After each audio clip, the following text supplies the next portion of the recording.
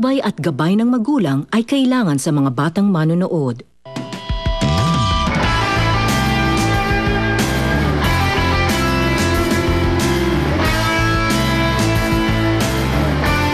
Pasensya nga pala kung pang-abot tayo nung nakaraan sa bar, ha? Nagselos kasi ako, akala ko kasi may namamagitan pa sa inyong dalawa ni Natasha. Sabi ko naman, di ba? Hindi na kami nag-uusap. At least ngayon, alam ko na wala na dapat ako ipagselos o i-secure man lang sa'yo. Lalo na ngayon, tuloy na ang kasal namin. Sigurado ka bang mag-awol sa SGC? Pagkatapos ng ginawa sa lolo ko, hindi na ako papasok. Alam mo, na-realize ko din, mahal din kami ng lolo ko. Hindi lang si Natasha, kaming tatlo talaga. Ladies and gentlemen, Mr. and Mrs. Arturo San Jose III. You actually went to Natasha's wedding? Pare, what are you thinking? Siguro kailangan ko marinig mula sa kanya na hindi na ako parte ng buhay niya, na hindi na ako mahal. Obviously, pare, nakapag-move on na si Natasha. She's married now. Kaya it's best for you, nakalimutan mo na siya. Move on! Kahit di mo sabihin sa akin, alam kong may malalim pa nag-iisip.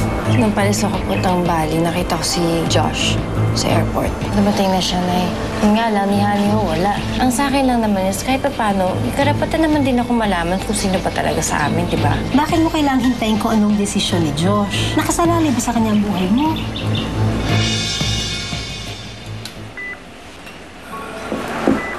Knock-knock.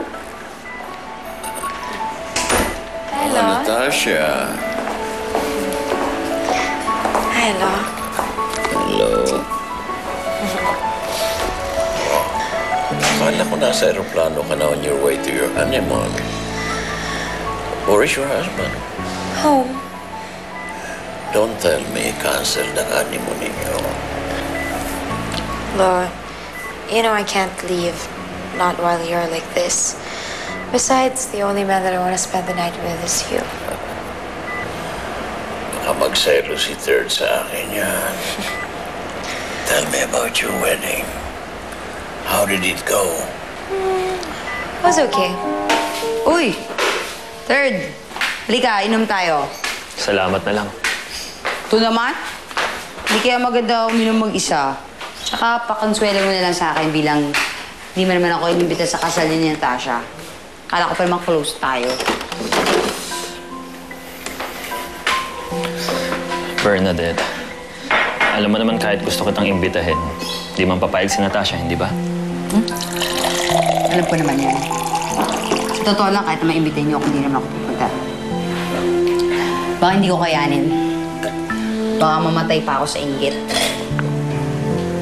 Hindi kay Natasha, ha? Sa'yo. Sa akin? Ikaw? May inggit? Seryoso ka ba? So ikaw, kahit paano, nakuha mo na yung gusto mo. Samantalang ako ito, mas nga pa ako sa nga. Tapos sirang-sira yung pangalan ko dahil doon sa nangyari sa puwisit ng gandang papaya na. Ang nakakainis pa nun, ang may kagagawa na lahat na ito ay yung lalaking mahal ko ng ubod ng tanga talaga. Malas. I'm really sorry kung hindi ako naka-attend. Gusto ko sanang pumunta. I wanted so much to be there on the most important day of your life. It's okay, Lolo. Ang importante, gumaling ka kaagad. No, Natasha. When your father died, I assumed the responsibility of being a father and a grandfather to you. I even promised Cesar I'll walk you down the aisle. Ako ang maghahatid sa'yo sa altar. I just hope Cesar is not mad at me dahil hindi ko tinupad ang pangako ko sa kanya. Lolo, I'm sure he'll understand. You've done so much for me and I can't even find the words. Thank you. Really. Bernadette. Well, don't be too hard on yourself. Lahat naman tayo nagkakamali eh.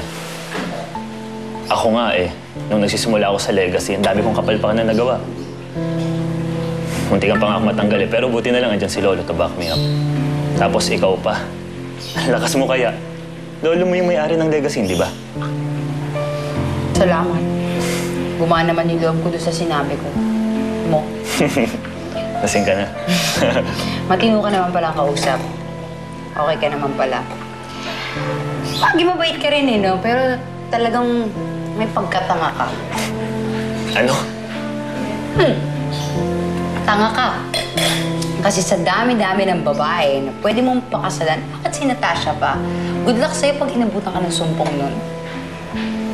I hope Third lives up to our expectation.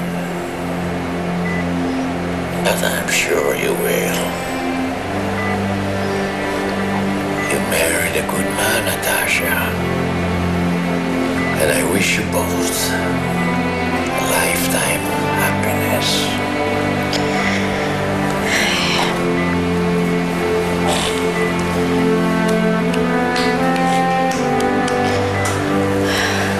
Hindi naman siya ganun kasama. Oo, she can be mean sometimes, pero she's not all evil. Ay, totoo naman yun. Kasi yung nanay talaga niya yung all evil. Siya yung tipo ng tao na hahalikan ni Satanas yung paa niya pag nagkita sila sa impyerno. Teka, huwag kang maingay. Mamaya marinig ka nung mama niya, mag-away na naman kayo. Pakialam ko sa kanya, totoo naman yun. Ako, Third, ako inaamin ko. Meron akong kasamaan sa katawan ko. Pero pag tinabi mo ako sa demonyang yun, Saint Bernadette to. Kaya talaga good luck sa'yo pag lumabas yung tunay ng kulay ng Eva na yan. Kailangan niya.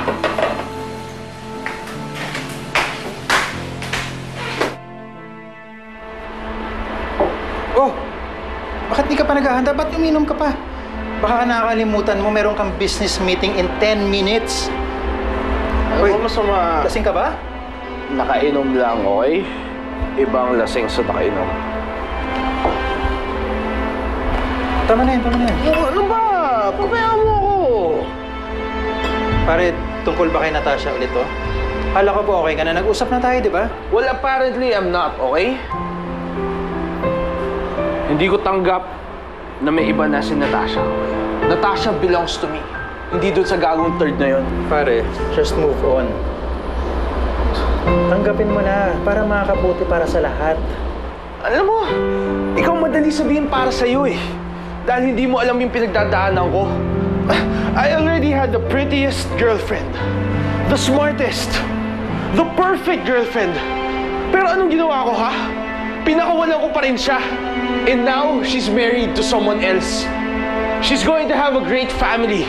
Sa ako, ano nangyayari sa akin, ha? Ito, parang gago nagpapakalasing. Pathetic. I'm going to be alone, Tintin. I'm going to be alone for the rest of my life! Pare, tama na yan. Nakakarami ka na, lasing ka na. Payaan mo ako. Oh, sino tatawagan mo si Natasha na naman? Pare, huwag mo naguluhin yung tao. Kasal na si Natasha. Bro, marami naman ibang babae dyan. Go ahead, Arturo. Tell me what's going on. Matinding binili ng doktor na hindi ka pwedeng ma-stress. Huwag mo akong intindihin. I can handle anything. Just tell me what the hell is happening to my company.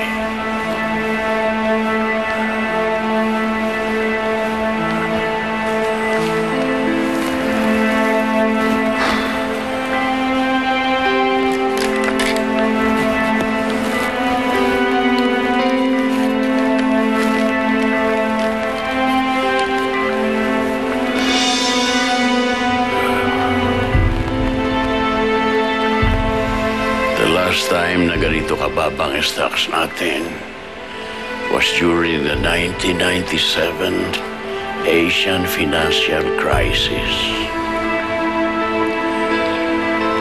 This should not happen again, Arturo.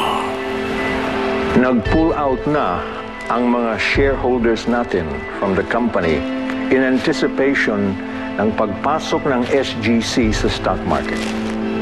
But that is not our worst problem.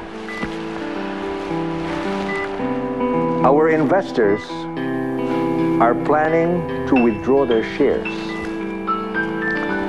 Nangangamba sila sa mga usap-usapan within the business circle na ang sakit mo raw ay lumalala.